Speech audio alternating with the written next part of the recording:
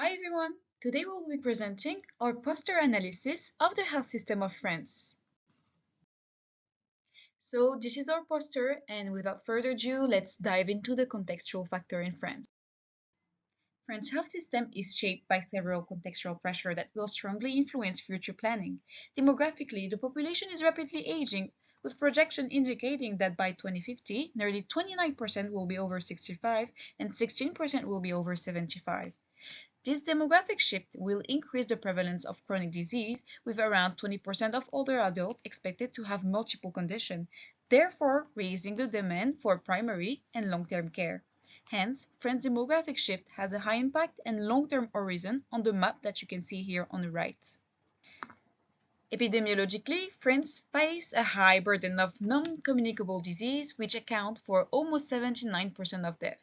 Therefore, in the positioning map on the right, this factor is placed in the high impact and long-term quadrant. The rise in NCDs reinforce the need for long-term strategic planning through public health intervention.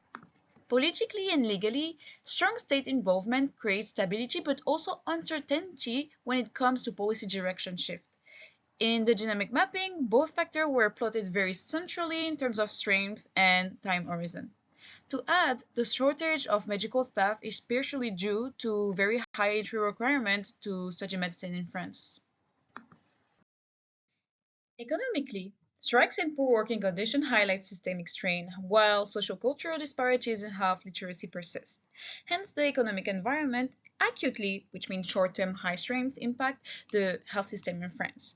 Strikes are caused by complaints about low pay, overwhelming working conditions, and a shortage of staff. Emergency department recently experienced 6 months of strikes, and as a result, the system faced rising operational costs at a time when budgets are already low.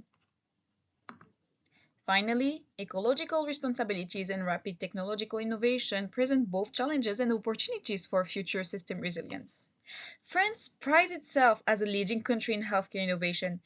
It's home to major global players such as Sanofi, Ipsen, Servier, with a turnover of 90 billion euros in 2023. Further large investment into hospital IT for infrastructure have been made and in an effort to upgrade the already outdated system. France evaluates its care system performance against a clear set of national goals aligned with SDG 3, including promoting healthy lives, reducing health inequalities, strengthening the One Health approach, and addressing climate-related health challenges.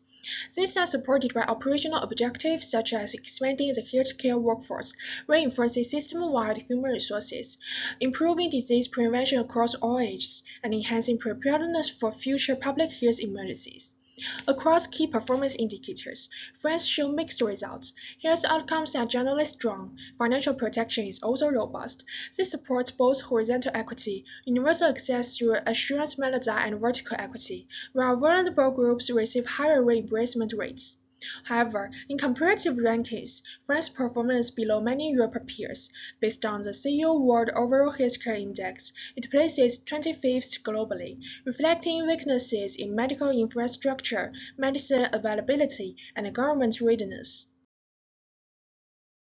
France's health system combines strong public governance with a mix of public and private providers. Governance is split across three levels. 1. The Ministry of Health, who sets national policy. 2. The regional health agencies, which implement policies and coordinate services. And 3. The health insurance funds, who manage reimbursement and negotiate pricing and fees. The country has overall more providers and facilities than other EU countries. Patients choose their GPs and can self-refer to specialists, though reimbursement is better with a GP referral. Pharmaceutical prices and reimbursements are strongly regulated. Doctors are private professionals, but fees are still negotiated with the state. All these factors contribute to a high satisfaction level overall. Coverage is broad, including hospital care, GP and specialist visit, maternity care, prescriptions, diagnostics, physiotherapy, mental health, and preventive services. Patients usually pay upfront but are reimbursed quickly, and those with chronic conditions receive 100% reimbursement.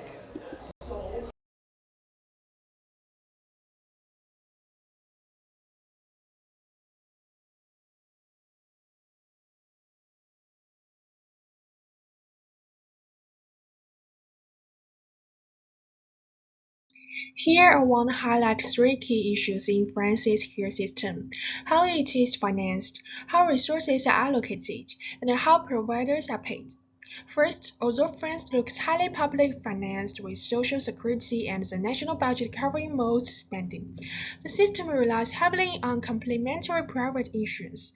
Around 96% of people buy extra insurance, shifting the real pressure into insurance premiums, which vary by income, age, and some years. As a result, low-income and older people end up paying a larger share of their income for even more limited coverage. So the system appears protective, but there is a hidden inequality. As complementary insurance expands, more insurance market logic enters the system. This may help with short-term budget pressure, but over time, it shifts fairness and sustainability risks from the public budget into insurance and families. Second, France allocates resources through a very top-down budget process. This diagram shows how France's funding flows are separated and make it hard for money to move across sectors. Each year, the Social Security financing law sets out spending targets and divides budgets into separate parts: hospitals, ambulatory care, and long-term care. This controls overall spending well, but it also makes it difficult to shift money. And national targets do not always reflect regional health needs. Some reforms, such as stronger regional health agencies, aim to improve this, but their impact so far remains limited.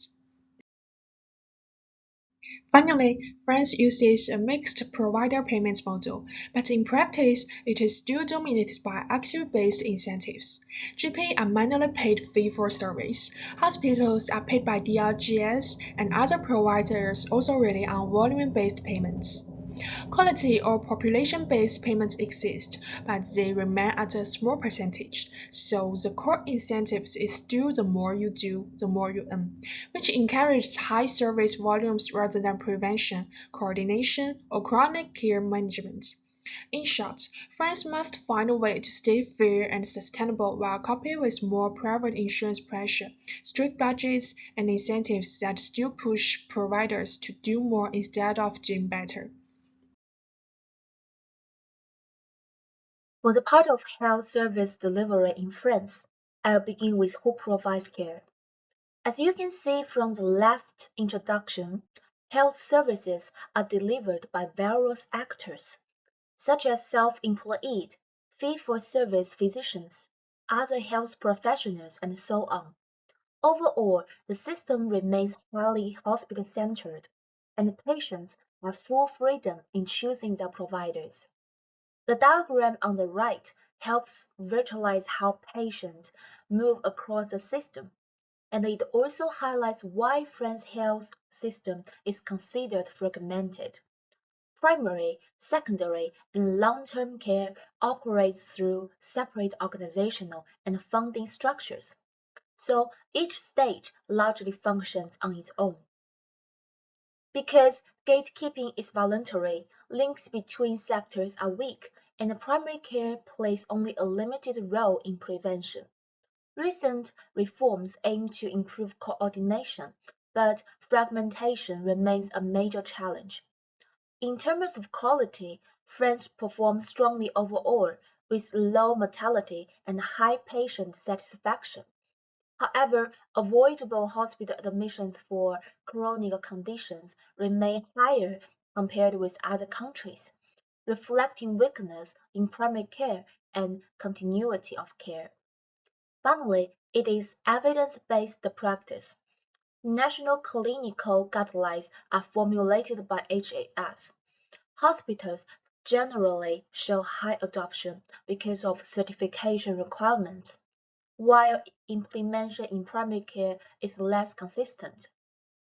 So overall, France delivers high-quality care, but fragmentation and the limited role of primary care continue to be major barriers to achieving more integrated service delivery. To conclude, we prepared some recommendations for the health system in France. Well, we recommend developing a national workforce redistribution strategy with the following measure. Increase the financial incentive for physicians in rural areas, including tax relief, higher salaries, and subsidized housing. We also want to offer a fast-track specialization program for young doctors that are willing to work in this region. We also aim to enhance infrastructure by creating multidisciplinary health centers with telemedicine and expanding local care network. Next, we propose reforming the complementary insurance system to make it more affordable for low-income groups and also the elderly. And by that we mean introducing an income-based cap on insurer charge, standardized benefit package for consistent coverage, create a public complementary insurance option for high-risk individual.